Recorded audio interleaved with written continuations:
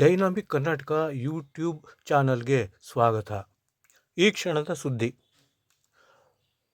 ನಾಡ ಹಬ್ಬದ ಬಗ್ಗೆ ಕೆಟ್ಟ ರಾಜಕಾರಣ ಬೇಡ, ಚುನಾವಣೆಯಲ್ಲಿ ರಾಜಕಾರಣ ಮಾಡೋಣ ಬನ್ನಿ, ವಿರೋಧ ಪಕ್ಷಗಳಿಗೆ ಮುಖ್ಯಮಂತ್ರಿ ಸಿದ್ದರಾಮಯ್ಯ ನೇರ ಸವಾಲು.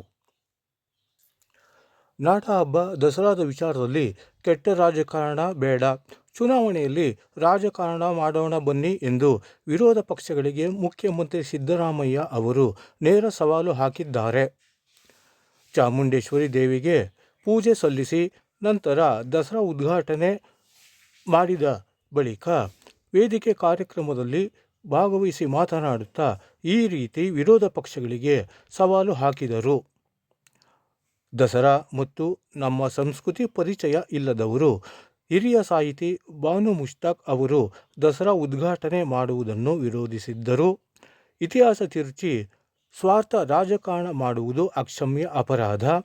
ರಾಜಕಾರಣ ಮಾಡುವುದಿದ್ದರೆ ಚುನಾವಣೆಯಲ್ಲಿ ಮಾಡೋಣ, ನಾಡ ಹಬ್ಬದಲ್ಲಿ ಕೆಟ್ಟ ರಾಜಕಾರಣ ಮಾಡುವುದು ಕ್ಷುಲ್ಲಕ ಎಂದು ತಿಳಿಸಿದರು. ಅಂತಾರಾಷ್ಟ್ರೀಯ ಬೂಕರ್ ಪ್ರಶಸ್ತಿ ವಿಜೇತರಾದ ಹಿರಿಯ ಸಾಹಿತಿ ಬಾನು ಮುಷ್ತಾಕ್ ಅವರು ದಸರಾ ಉದ್ಘಾಟಿಸುತ್ತಿರುವುದು ಸೂಕ್ತವಾಗಿದೆ.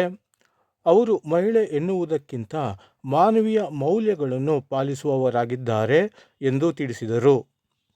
ನಾವು ಮನುಷ್ಯರು, ಪರಸ್ಪರ ಪ್ರೀತಿ ಸಹಬಾಳ್ವೆಯಿಂದ ಬಾಳಬೇಕು. ದ್ವೇಷ ಮನುಷ್ಯನ ವಿರೋಧಿ.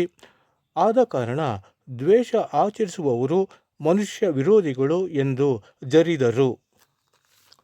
ಸಂವಿಧಾನದ ಮೌಲ್ಯಗಳಾದ ಸಹಿಷ್ಣುತೆ, ಸಹಬಾಳ್ವೆ ಪಾಲಿಸುವುದು ಎಲ್ಲರ ಕರ್ತವ್ಯ. ಸಹಿಷ್ಣುತೆ, ಸಹಬಾಳ್ವೆ ಪಾಲಿಸುವವರು ಅಪ್ಪಟ ಭಾರತೀಯರಾಗಿದ್ದಾರೆ. ನಮ್ಮ ಸಂವಿಧಾನ ಜಾತ್ಯತೀತ, ಧರ್ಮಾತೀತವಾಗಿದೆ. ಇದನ್ನು ಹೈಕೋರ್ಟ್ ಮತ್ತು ಸುಪ್ರೀಂ ಕೋರ್ಟ್ ಎತ್ತಿ ಹಿಡಿದಿದೆ ಎಂದು ತಿಳಿಸಿದರು. ಈ ಹಿಂದೆ ಹಿರಿಯ ಸಾಹಿತಿ ಬಾನು ಮುಷ್ತಾಕ್ ಅವರು ದಸರಾ ಕಾರ್ಯಕ್ರಮ ಉದ್ಘಾಟಿಸುವುದನ್ನು ವಿರೋಧ ಪಕ್ಷಗಳು ತೀವ್ರವಾಗಿ ವಿರೋಧಿಸಿದ್ದವು. ಅಲ್ಲದೆ ಅವರು ದಸರಾವನ್ನು ಉದ್ಘಾಟಿಸಬಾರದು ಎನ್ನುವ ಹಿನ್ನೆಲೆಯಲ್ಲಿ ಕೆಲವರು ಹೈಕೋರ್ಟ್ ಮತ್ತು ಸುಪ್ರೀಂ ಕೋರ್ಟಿನ ಮೆಟ್ಟಿಲನ್ನು ಏರಿದ್ದರು. ಆದರೆ ಹೈಕೋರ್ಟ್ ಮತ್ತು ಸುಪ್ರೀಂ ಕೋರ್ಟಿನಲ್ಲಿ ಅವರಿಗೆ ಮುಖಭಂಗವಾಗಿದೆ. ಹಾಗಾಗಿ ಈ ವಿಚಾರವನ್ನು ಮುಂದಿಟ್ಟುಕೊಂಡು ಮುಖ್ಯಮಂತ್ರಿ ಸಿದ್ದರಾಮಯ್ಯ ಅವರು ವಿರೋಧ ಪಕ್ಷಗಳ ವಿರುದ್ಧ ದಸರಾ ಕಾರ್ಯಕ್ರಮದಲ್ಲಿ ಹರಿಹಾಯ್ದಿದ್ದಾರೆ. ಒಟ್ಟಾರೆ ಇಂದು ಬೆಳಿಗ್ಗೆ ದಸರಾ ಕಾರ್ಯಕ್ರಮವನ್ನು ಹಿರಿಯ ಸಾಹಿತಿ ಬಾನು ಮುಷ್ತಾಕ್ ಅವರು ಸುಸೂತ್ರವಾಗಿ ಉದ್ಘಾಟಿಸಿದ್ದಾರೆ. ದೇವಿಗೆ ಪುಷ್ಪಾರ್ಚನೆ ಮಾಡುವ ಮೂಲಕ ದಸರಾ ಕಾರ್ಯಕ್ರಮಕ್ಕೆ ಅಧಿಕೃತವಾಗಿ ಅವರು ಚಾಲನೆ ನೀಡಿದ್ದಾರೆ. ಇಂದಿನಿಂದ ಅಕ್ಟೋಬರ್ 2ರವರೆಗೆ ದಸರಾ ಕಾರ್ಯಕ್ರಮಗಳು ನಡೆಯಲಿದೆ. ಅಲ್ಲದೆ ಇಂದಿನಿಂದಲೇ ದಸರಾ ದರ್ಬಾರ್ ಕೂಡ ಆರಂಭವಾಗಿದೆ.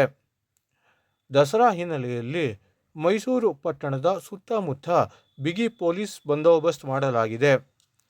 ಚಾಮುಂಡಿ ಪ್ರವೇಶಕ್ಕೆ ಸಾರ್ವಜನಿಕರ ಪ್ರವೇಶ ಮಾಡುವುದನ್ನು ನಿರ್ಬಂಧಿಸಲಾಗಿದೆ.